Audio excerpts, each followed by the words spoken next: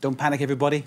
James Creedon is here, which means it's time for Media Watch. We're starting with Facebook, aren't we, James, which has a bug, which is French for a virus. Right. And these rumours originated in France, so it is indeed a bug, a French rumoured bug, which has been now reported around the world.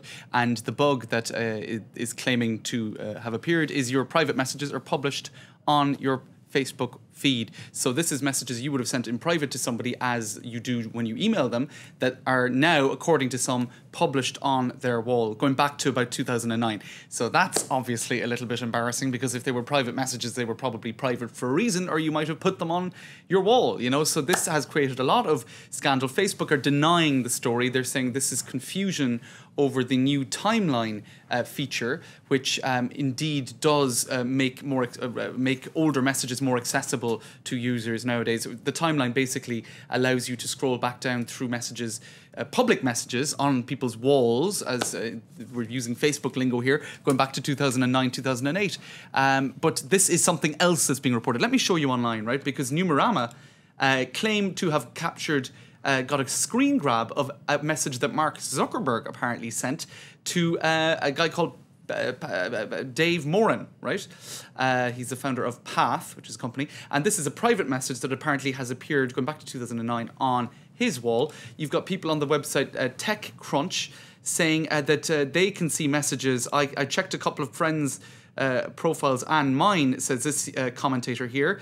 There are very private messages, especially on my one. I'm 100% sure they're mixed with real wall posts, though. Facebook is denying this, but a lot of internet users around the world are saying that they have seen evidence of this themselves. Private messages that are now public. In fact, even people in the France 24 newsroom this afternoon have noticed this on their Facebook pages. So maybe we're all mad and Facebook is the only sane one here. But this would be pretty bad news, right? Because let's take a look at the Slate headline: "The day I lost confidence in Facebook." And indeed, Facebook relies a lot on the confidence of its users in terms of protecting data that they have a lot of on you and keeping it to some degree private. Another Twitter user here saying, "Dear Facebook, thanks for a nice trip down memory lane. Not sure I wanted to see all those private messages from 2007 on my wall, though." So as I said, you know, denied by Facebook. They're saying it's the whole timeline confusion, but they may have some questions to answer yet. And what's this about The Guardian talking about Facebook's Generation Y nightmare?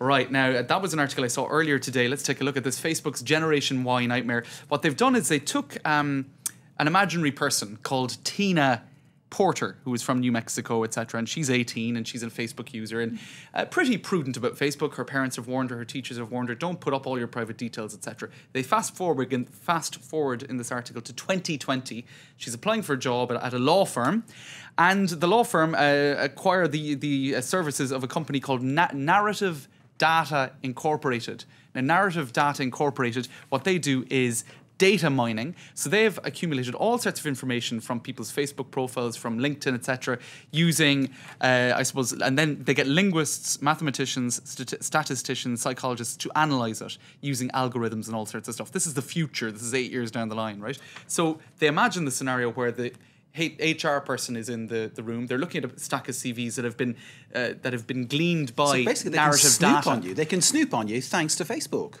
That's right, but not alone that, right? They for example, what they're imagining is they could determine your health based on if you've been quieter on Facebook for, you know, let's say 1 week a month, you're that little bit quieter. Do you have kind of monthly migraines? There will be perhaps algorithms that will be able to analyze the language you use on Facebook, cross-reference with other people who might have been confirmed to have migraines. Essentially what they're saying is you could be in a situation where your CV is being analyzed not just for what you've done, your studies, etc., but you know, your trace, your footprint. This is clearly disgraceful, if not nonsense. Just get in there and overwhelm them with your performance in the interview. That's all we can say. This is it. Okay, let's talk about Le Monde now. All right, what they're advising François Hollande to do about the Greens. Well, this was very controversial today. They had a front page editorial saying, "Kick out the 2 Green ministers." Now, it's a socialist government. There are 2 Green ministers, and they said, look, these guys are part of a political party called the Greens that are against austerity measures in Europe, which François Hollande is trying to push through. This is completely, what would you say, hypocritical. They can't stay in the government under these circumstances. So there's been a lot of criticism, actually, of a front page editorial of this newspaper being quite this political. Cécile Duflot, one of those ministers, says, no, not on your Nelly, I'm staying. So that was a big story in France today, a schism in the government, and calls on 2 Green ministers to go. If indeed it's Cécile Duflot's choice to stay. James, right. thank you very much indeed. James Creedon with Media Watch. Thank you, sir.